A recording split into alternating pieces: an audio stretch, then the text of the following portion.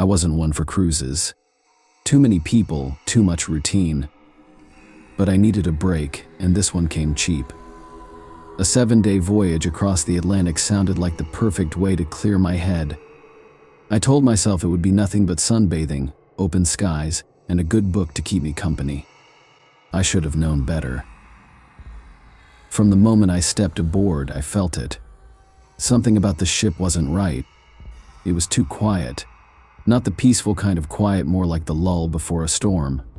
People were around, of course, but they all seemed distant. Conversations were hushed, like everyone was holding something back. The first 2 days were unremarkable. I spent time on the upper deck, watched the waves, and tried to relax. At dinner, I noticed a man at a table near mine. He was always alone, dressed in black, with a wide-brimmed hat shadowing his face. He never ate, never spoke to anyone. Just sat there, staring straight ahead. His presence made me uneasy, but I convinced myself he was just one of those eccentric types that show up on cruises. On the third night, things took a turn. I was lying in my cabin, reading, when I heard it. A knock, 3 slow, deliberate taps on my door. I wasn't expecting anyone, but maybe it was a crew member. I set my book down, walked over, and opened the door. No one was there. The hallway was empty. I stepped out, looking both ways down the corridor. Nothing. Just the sound of the ship gently creaking as it moved through the water. I shrugged, closing the door behind me, figuring it was some kid pulling a prank. But as I climbed back into bed, I couldn't shake the feeling that I wasn't alone. It was like someone was watching me, even though I was completely alone in the cabin. That night, I had strange dreams. Dark, formless shapes, whispers in a language I couldn't understand. When I woke, I was drenched in sweat, my heart racing for no reason I could pinpoint. I avoided my cabin as much as possible after that. I spent more time wandering the ship, but even that didn't help. The air seemed heavier, like the ship itself was pressing down on me. On the 5th day, I saw him again, the man in black. He was on the upper deck, standing near the railing, looking out over the ocean. I don't know why, but I felt drawn to him. There was something about the way he stood there, so still, so detached from everything. Without thinking, I walked up to him. "Nice day, isn't it?" I said, trying to sound casual. He didn't respond. He didn't even turn to look at me. He just stood there, staring into the distance, as if he hadn't heard me at all. I felt a shiver run down my spine, but I forced myself to stay. "Are you enjoying the cruise?" Still nothing. Me? I should have walked away. But instead, I stayed, waiting, as if I expected him to suddenly snap out of whatever trance he was in and say something. He never did. After what felt like an eternity, I left him there, feeling more unnerved than before. That night, I heard the knock again. 3 slow taps. This time, I didn't get up. I stayed in bed, listening as my heart pounded in my chest. The knocking stopped, but then I heard footsteps, soft, deliberate, moving away from my door and down the hall. I don't know what possessed me to do it, but I got up, threw on a robe, and opened the door. The hallway was dark, lit only by the dim glow of the emergency lights. Far down the corridor, I saw a figure, a man. He was walking slowly, purposefully, disappearing into the shadows at the end of the hall. I knew it was him, the man in black. I asked around, trying to figure out who he was. No one seemed to know. The crew was tight-lipped, acting like they hadn't seen him at all. It didn't make sense. He was always there, sitting at dinner, standing on the deck. How could no one notice him? That night, I couldn't sleep. Every creak, every distant thud made me jump. Around midnight, I heard the knock again. 3 slow taps, but this time I wasn't afraid. I was angry. I threw open the door, ready to confront whatever was out there. He was standing there, the man in black. His face was obscured by the shadow of his hat, but I could feel his eyes on me. My skin prickled with cold fear. For a moment, neither of us moved. Then, he slowly raised a hand and pointed down the hall toward the deck. "Who are you?" I demanded, my voice trembling. He didn't answer. He just kept pointing, silently urging me to follow. Against my better judgment, I stepped out of my cabin. The hall was eerily silent as I walked past him, heading toward the deck. I didn't dare look back. I knew he was following me. When I reached the door to the upper deck, I hesitated. My hand hovered over the handle, but before I could open it, the door swung open on its own. Cold air rushed in, and for a moment I was sure I'd see the ocean stretching out endlessly beneath a starless sky. But what I saw was worse. The deck was empty except for her. The woman. The one who had gone missing. She stood at the railing, her back to me, staring out at the sea. But something was wrong. Her body was stiff, her head tilted at an unnatural angle. I wanted to run, but my legs wouldn't move. And then, without warning, she stepped backward, disappearing over the edge of the ship. I ran. I don't remember how I got back to my cabin, but I locked the door and stayed there until morning. When I finally emerged, the ship was bustling with activity again. There was no mention of the woman, no whispers about the man in black. It was as if none of it had happened. But I know what I saw, and I'll never step foot on a ship again.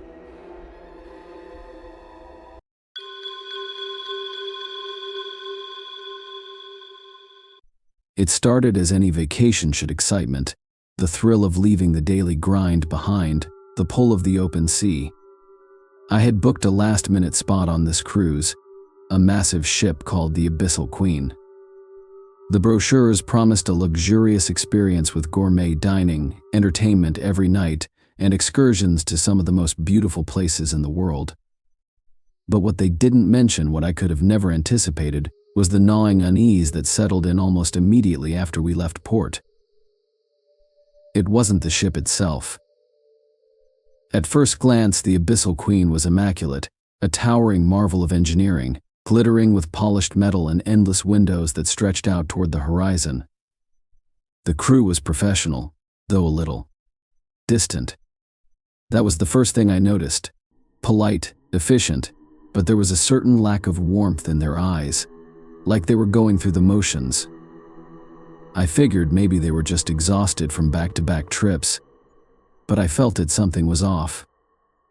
The first evening, I attended the welcoming banquet in the grand dining hall. It was as extravagant as one would expect: chandeliers dripping with crystal, tables draped in white linens, servers flitting about in pressed uniforms. But again, there was an undertone, a current of tension in the air. The other passengers, though friendly, seemed distracted, their smiles a little too tight, laughter a little too forced. I assumed it was just pre-vacation jitters. We were all getting used to the ship and the routine. But that second day was when things started to really unravel. The sea turned darker than I'd ever seen it. Not the usual navy blue, but black like tar, or like ink that stretched into infinity. The sky was still bright, cloudless, the sun hanging high, but it was as if the ocean below us had no end. There was a thickness to it, a weight in the air that made it harder to breathe. The sound of the waves, usually soothing, had become distorted unnaturally low, like distant thunder rumbling in slow motion. I tried to shrug it off, telling myself it was all in my head.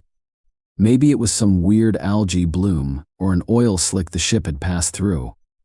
I went to dinner that evening, but something strange happened there as well. The dining room was packed, as expected, but the atmosphere was different.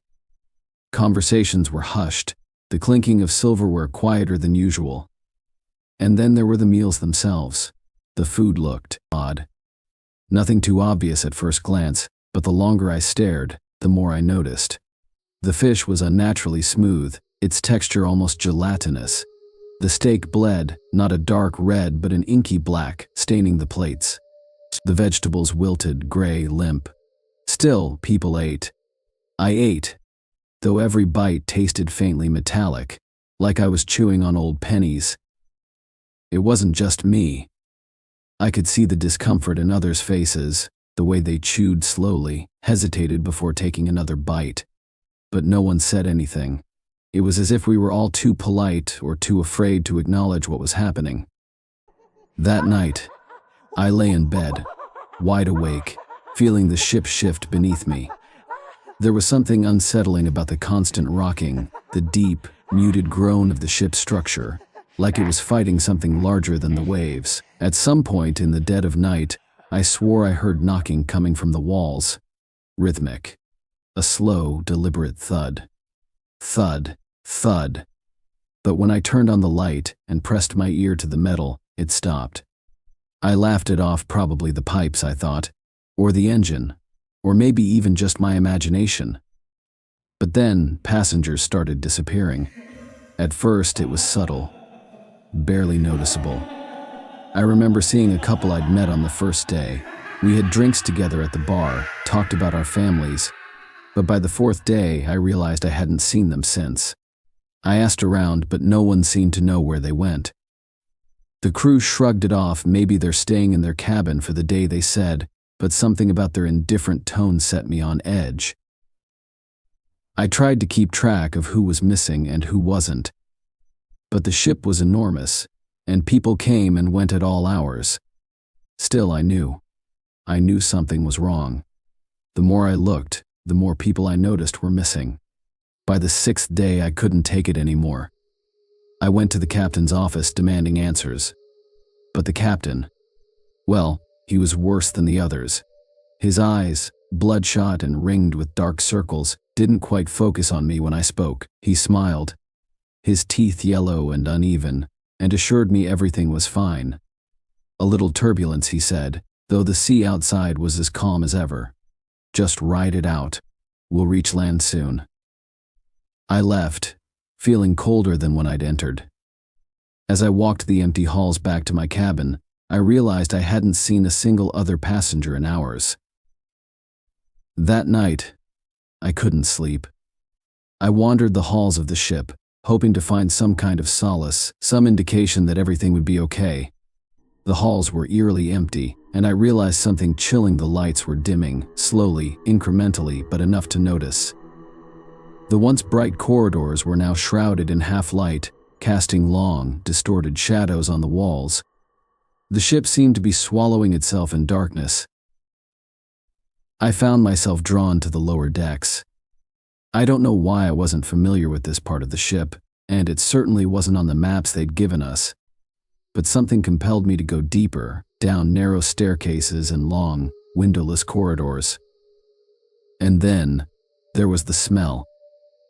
Faint at first, but by the time I reached the lower deck, it hit me full force, rotten, wet, clinging to the air. Like the stench of decay or something left to fester. I followed it, my stomach churning with each step, until I found a hatch, slightly ajar. Without thinking, I pulled it open, descending into a part of the ship I hadn't known existed. The space was cavernous, dark, with barely any light. And there, in the center of the room, was the source of the smell. Piles of clothes, shoes, personal belongings, all jumbled together, covered in a thin layer of that same black, oily substance I'd seen in the ocean. No bodies, just the remnants of the missing passengers. I stumbled back, heart racing, bile rising in my throat. This wasn't some accident, some fluke of the sea. The ship it was feeding, taking people, and I knew with a horrible certainty that it wouldn't stop. I ran back to my cabin, locked the door, and sat there, shaking, waiting for morning. But as I sat there, I heard it again, that knocking, louder this time, coming from inside the walls. Closer.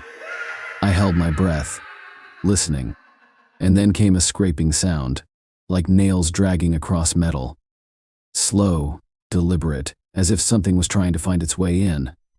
I stared at the door, the thin strip of light beneath it flickering, casting shadows that seemed to twist and writhe. I backed away, not daring to make a sound.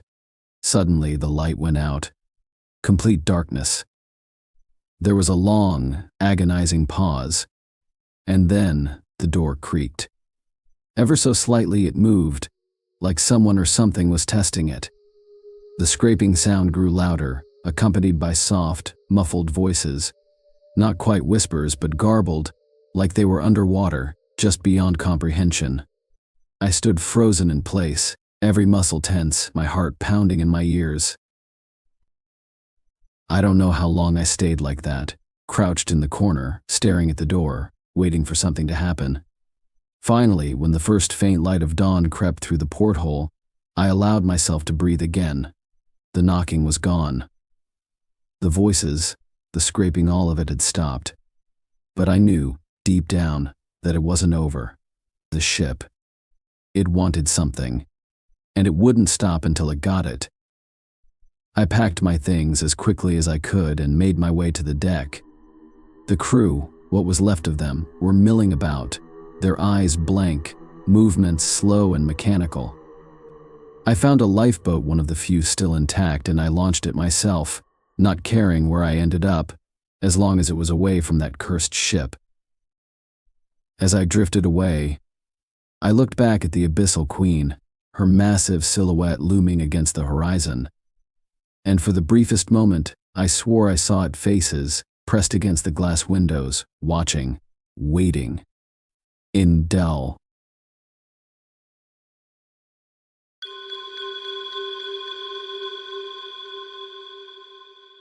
I went on a cruise with my boss and her family, a vacation that promised sun, relaxation, and adventure on the high seas. The ship was a floating city, boasting multiple decks, shimmering pools, and endless dining options. Each day was filled with a whirlwind of activities: sunbathing by the pool, enjoying lavish meals, and exploring various onboard entertainment. I felt fortunate to be included in their family getaway, enjoying not just the luxurious setting but also the chance to bond with my boss and her family. One particular night, after an exhilarating day of swimming and games, everything changed. We had just returned from a fantastic dinner filled with laughter and delicious food. As the clock struck 1:30 a.m., I was jolted awake by my boss, her expression a mix of panic and confusion. "Have you seen my son?" she asked, her voice low but urgent, breaking through the haze of sleep. Disoriented, I replied, "What?" "No, I thought he was with you." The realization struck me that he hadn't returned to their room. My heart raced as I understood the gravity of the situation. We quickly scrambled to get dressed, adrenaline coursing through our veins. After hastily throwing on clothes and trying to shake off the remnants of sleep, we rushed to the phone and called customer service. The operator immediately sprang into action, dispatching a search party across the cruise ship. As we waited for updates, a million thoughts raced through my mind. What if something terrible had happened to him?